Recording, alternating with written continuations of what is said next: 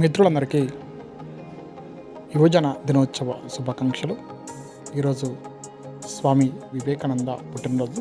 ఈ సందర్భంగా మనము యువజన దినోత్సవాన్ని జరుపుకుంటాం.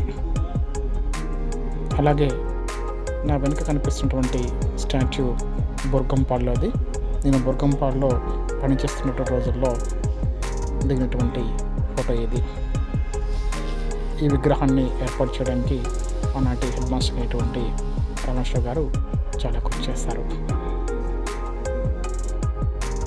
వారితో పాటు భారతీ భవన్కి సంబంధించినటువంటి నిర్వాహకులు కూడా ఈ విగ్రహానికి ఏర్పాటు చేయడం కోసం పూర్తిగా సహకరించారు.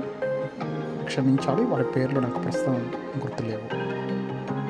అలాగే ఈ విగ్రహం చుట్టూ కూడా దిగువ భాగాన వివేకానందకి సంబంధించినటువంటి మంచి కొటేషన్స్ కూడా చెక్కి ఉన్నారు.